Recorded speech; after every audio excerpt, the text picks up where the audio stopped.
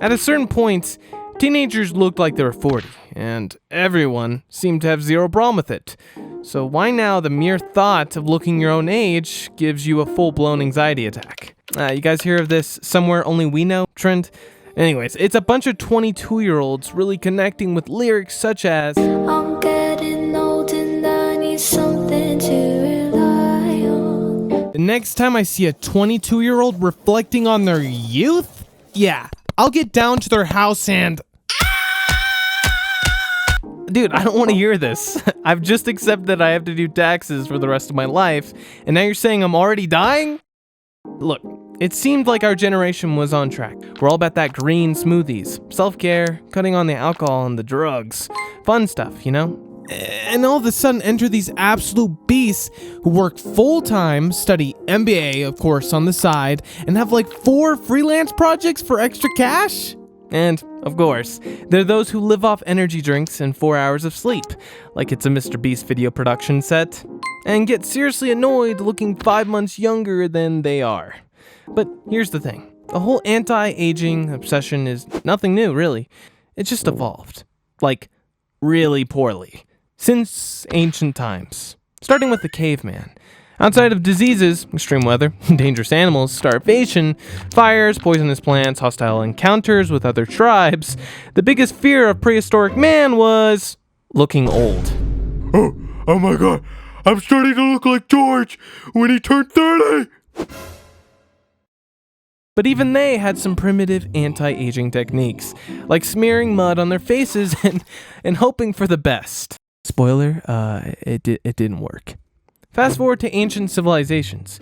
In ancient Egypt, Cleopatra was obsessed with wrinkles. The main product she was pushing was baths and donkey milk. Someone bring me the most milk-filled donkey now. It's just, one quick problem. There are men with swords outside. Shouldn't we, send an army or...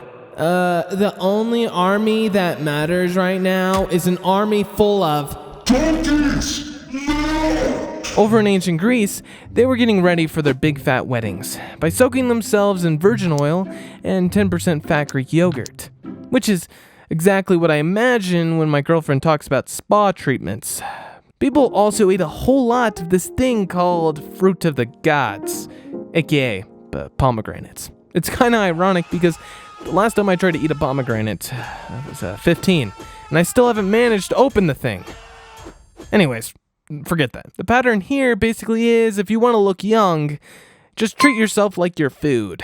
With medieval times came the alchemists, okay? These dudes were very popular among the people, as they managed to build a Ponzi scheme around this elixir of life. In the 1800s, snake oil was in a trend, a miracle cure for everything, including anti-aging, because supply and demand. Wrinkles? Gone. Bad knees? Fixed. Aging? Never heard of it. Thanks to snake oil, now available in all salons in your area, side effects may include death. Fast forward the 20th century is where people sort of started to run out of ideas. Enter Botox and plastic surgery. Real-life cheat codes that were meant to freeze time, but could also freeze all your facial expressions. But guys, there are people I can't stand more than the somewhere only we knowers. The take-a-breakers. People are anxious these days, okay? We start getting worried about the past too early, and then we have this whole future thing looming too? And that isn't even positive, I can tell you that. Dude, you have to have a friend who's constantly looking exhausted and still has a million things on their plate. Ooh, you look tired, man. Wild night? Wild night? In fact, it was. I dipped my toes in data science. I learned a little bit of Francais. Applied for 6 part-time jobs and 7 full-time jobs. Read up on the elections, argued with my girlfriend, did some voiceovers, wrote a poem, and donated to a shelter. Well, why? 'Cause it was good for my career! That's why!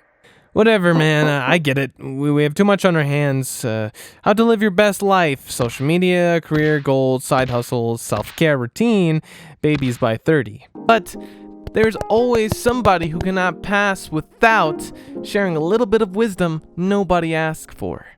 You gotta learn how to take a break, dear. So yeah, I now try to plan out my day very nicely. 'Cause you have to learn how to give yourself some precious time. Because you owe it to you. And if everything goes according to plan, I should have some time to sit down on that armchair, crack open a beer, and just take a break. Honey, did you promise to clean the apartment today? Or something? Like, share, and subscribe.